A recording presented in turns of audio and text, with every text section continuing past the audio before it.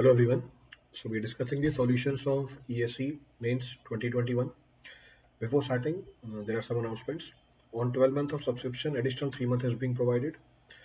Those who are preparing for GATE and ESE 23, for them a new bilingual batch is being launched on 24th of November. The topic which is starting is strength of material. Now the problem is of building material. It is having two parts. First, what are the functions of the cement, mortar and brick masonry work? It is a theoretical problem. Hence, I'll be discussing all the points. And what are the purpose of making a frog in brick during the molding? Explain with the help of the neat sketch. So the first part you have to discuss the function of the cement, mortar and brick masonry. Since it is a theoretical problem, I'll not be writing all the points. I'll directly give you all the points. So there are several functions of the cement, mortar and the brick masonry.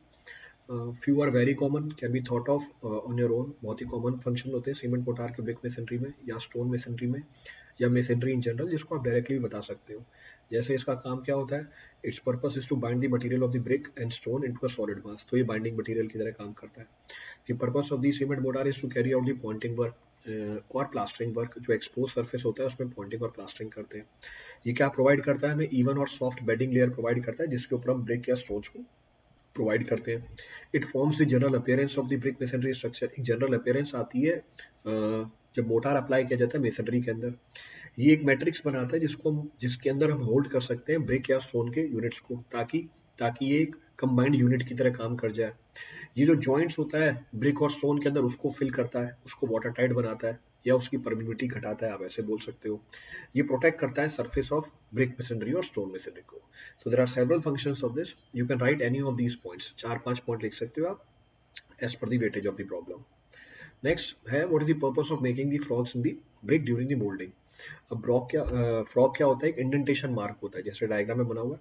एक indentation mark होता है जो moulding के time पे BRICS के ऊपर ले किया जाता है. इसकी डायमेंशंस भी निकाल सकते हैं. अगर स्टैंडर्ड ब्रिक है हमारी 1999 की, तो उसकी जो डायमेंशंस होती है, जो डेप्थ होती है 1 से लेकर 2 सेंटीमीटर की होती है, 4 सेंटीमीटर की विड्थ होती है, 10 सेंटीमीटर की इसकी लेंथ होती है. इसके जनरली दो पर्पस होते हैं. पहला, जो मैन्युफैक्चरर होता है ब्रिक का, वो अपना नाम लिखता है इसके ऊपर. तो जब फ्रॉग बनाई जाती है साथ में उसका नाम भी आ जाता है मैन्युफैक्चरर का. ये टेक्निकल रीजन नहीं है. टेक्निकल रीजन क्या है इसका? टेक्निकल रीजन ये होता है, it act as a share की. ये शेयर की का काम करता है बिटवीन द टू ब्रिक्स. अगर ये शेयर की का काम कर रहा है दो ब्रिक्स के बीच में इन दी मेसनरी वर्क, ये लेटरल डायरेक्शन में लोड कैरिंग कैपेसिटी को बढ़ा देता है. It increases the load carrying capacity. तो पहला, फर्स्ट, एक फायदा तो ये निकल के आया, मैन्युफैक्चरर अपना नाम लिखता है. दूसरा, ये शेयर की का काम करता है. दूसरा, ये जो ड्राइंग और फायरिंग टाइम है ब्रिक्स का, वो कंपेरेटिवली रिड्यूस कर देता है. It reduces that also. ये ब्रिक की वेट घटा देता है ताकि आपकी कॉस्ट क्या हो जाए, कंपेरेटिवली कम हो जाए. तो ये फंक्शन होते हैं हमारे फ्रॉग्स के. These are the function of the frogs. Thank you everyone.